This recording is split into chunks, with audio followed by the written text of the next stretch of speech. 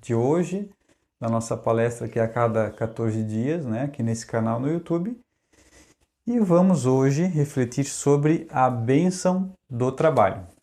Esse título foi extraído do livro Leis Morais da Vida, de Divaldo Pereira Franco, psicografado, né, por ele, e de Joana de Ângeles, do capítulo 7. Antes de nós entrar propriamente nesse texto, seria importante a gente relembrar, né, ou fundamentar aqui com duas questões do Livro dos Espíritos, da parte terceira, que é das leis morais, especialmente aqui da lei do trabalho. Então, a questão 674. A necessidade do trabalho é lei da natureza? Allan Kardec pergunta. E os Espíritos respondem: o trabalho é lei da natureza, por isso mesmo constitui uma necessidade. Então a gente tem necessidade de trabalhar para se manter, para ter conforto, para ter segurança. Então nisso o homem também começa a desenvolver a inteligência e se desenvolver a partir do trabalho. Na questão 675, daí ele pergunta: por trabalho só se deve entender as ocupações materiais? Resposta dos espíritos: não. O espírito trabalha assim como o corpo. Toda ocupação útil é trabalho.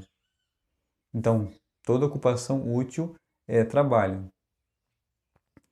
Então, quer dizer o seguinte, que não é só o trabalho de carteira assinada, não é só o trabalho braçal, mas tudo que a gente entende como atividade útil é também trabalho, né? Então, como ele diz aqui também, o espírito trabalha, às vezes tinha aquelas pessoas que pensavam, descansou, né? Desencarnou, descansou, agora ele vai descansar? Não, realmente o espírito trabalha, continua trabalhando, né? Então, entrando aqui no texto, ele começa: sob pretexto algum te permitas a hora vazia, né? Então tem aquela frase, aquela expressão, né? Cabeça vazia é oficina, justamente porque não te permitas a hora vazia. Porque o que pode acontecer, né?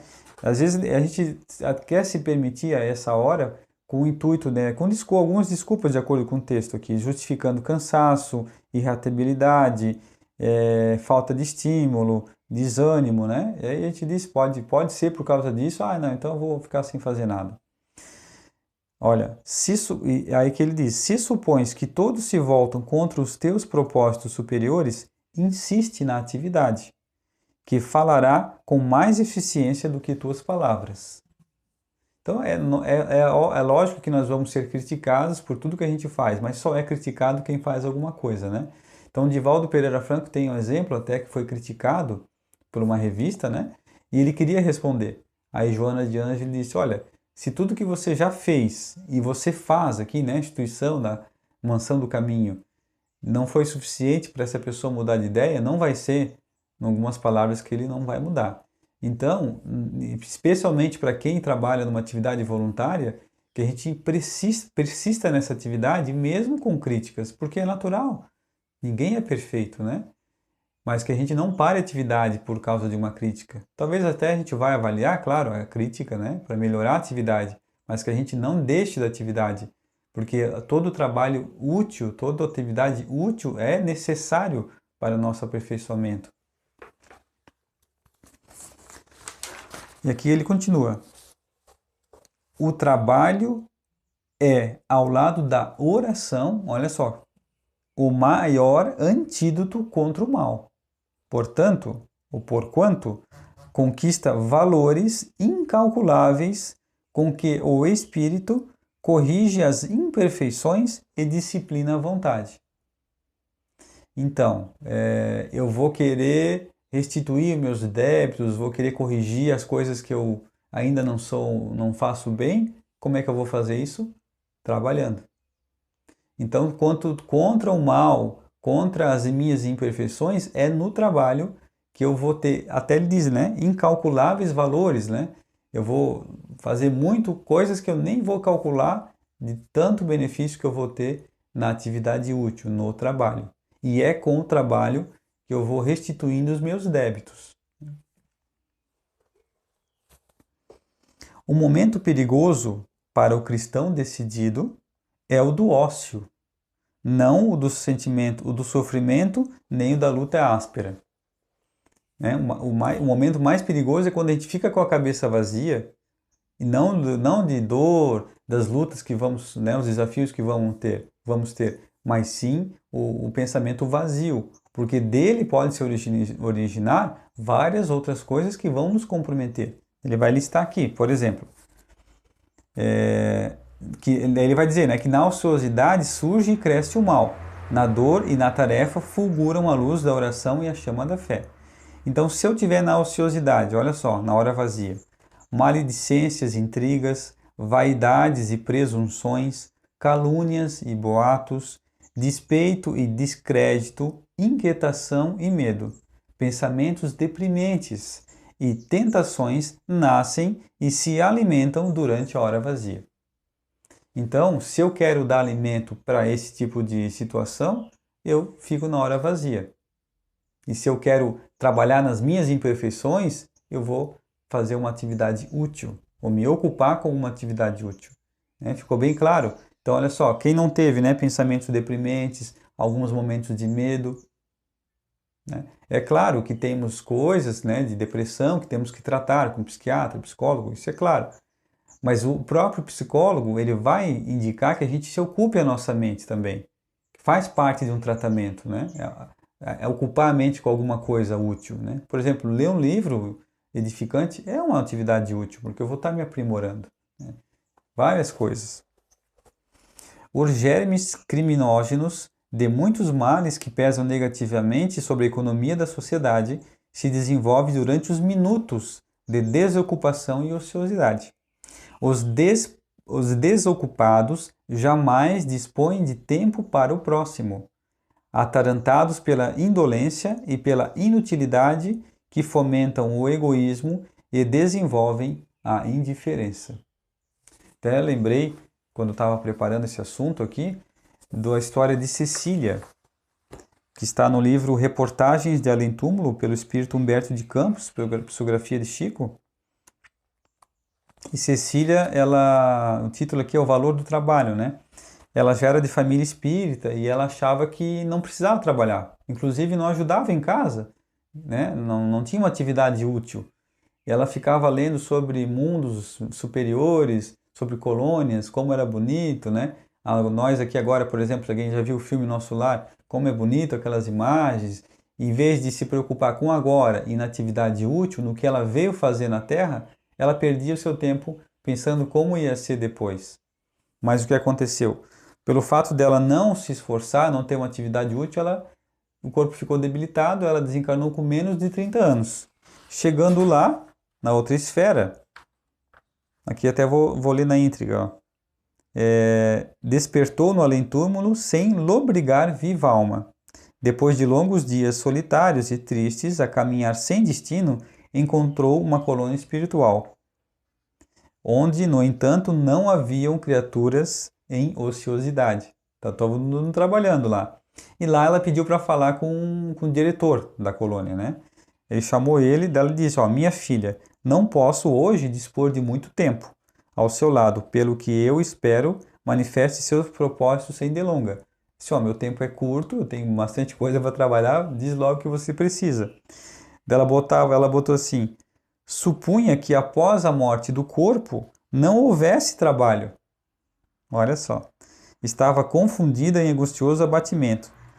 Daí ele falou para ela, essas fantasias são neblinas no céu dos pensamentos.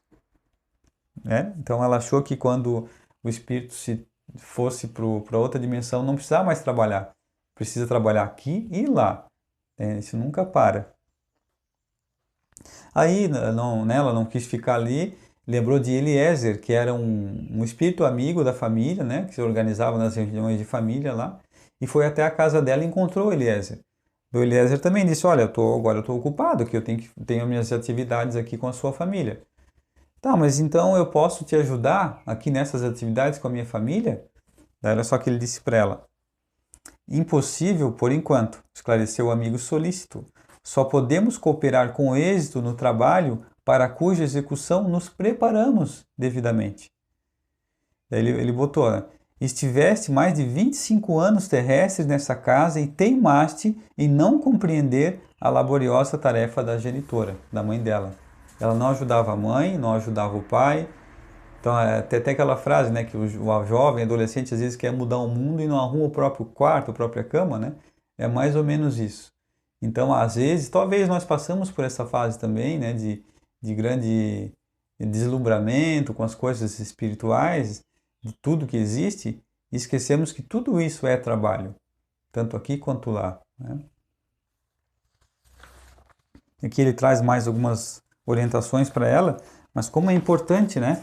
É, a gente lembrar de que aqui o agora é o mais importante no momento, né? Temos que trabalhar aqui e agora, desenvolver atividades úteis, para quando eu chegue em outra dimensão, eu continue trabalhando também. Chico Xavier dizia, né, que ele ia continuar fazendo o que ele fazia aqui, seja para onde ele fosse. Continuando aqui no nosso texto, né, ele traz aqui algumas frases bem importantes. O trabalho se alicerça na lei do amor que rege o universo. No início lá do livro Paulo Estevão, ele vai dizer que, Emmanuel vai dizer que o amor é a energia que equilibra o universo. Trabalha o verme no solo, o homem na terra e o pai nas galáxias. A vida é um hino à dinâmica do trabalho. Não há na natureza o ócio. O aparente repouso das coisas traduz a pobreza dos sentimentos humanos. Às vezes, né, a gente vê na natureza alguma coisa que está parada, na verdade a gente só não está entendendo como aquilo está trabalhando, mas está também trabalhando. A vida se agita em toda parte. O movimento é lei universal em tudo presente. Dá agora a orientação para a gente. Ó. Não te detenhas a falar sobre o mal, atua no bem. Então a gente não perder tempo falando sobre o mal, sobre as coisas ruins, mas que então a gente use esse tempo para fazer coisas boas, né? Atua no bem. Não te excuses a glória de trabalhar pelo progresso de todos, no que te resultará a própria evolução. Né? Lembrando que nós estamos em sociedade. Nós temos compromisso com nós, com nossa família, com nossa sociedade. Então nós temos que trabalhar em benefício nosso e dos outros. Nós temos a nossa parcela de contribuição também. Cada momento sabiamente aproveitado adiciona produtividade na tua sementeira de esperança. Então, eu estava até fazendo uma analogia aqui para mim, né? É só por exemplo, assim, se fôssemos aqui a Terra, em vez de uma escola, mas um presídio, e a cada dia que a gente trabalhasse dentro do presídio, a gente diminuiria a nossa pena, nós ia querer trabalhar, né? Até para ocupar a nossa mente, né? Que lá na cadeia seria importante, e também para a gente diminuir a nossa pena. Mais ou menos assim, na Terra também. Então a gente vai conseguir ir quitando nossos débitos, vai conseguir se sentir melhor, útil, feliz e não vamos ficar pensando coisas ruins. Olha só que legal a bênção do trabalho, né? O trabalho de boa procedência em qualquer direção produz felicidade e paz. E dele jamais te arrependerás. É uma coisa que a gente não vai se arrepender de ter feito, né? Não esperes recompensa pela sua execução. Então a gente vai fazer com alegria tudo, mas sem pensar em receber nada em troca, né? Então finalizando aqui, olha só. Produze pela alegria de ser útil e ativo, içando o coração a Jesus, que sem desfalecimento trabalha por todos nós como o Pai Celeste, que até hoje também trabalha. Então, que a gente trabalhe numa atividade útil com alegria, sem pensar em receber nada em troca, porque estamos nos ajudando e ajudando todo mundo, né? Que bacana a reflexão de hoje, espero que sejam boas essas reflexões para todos nós e até a próxima palestra. Obrigado.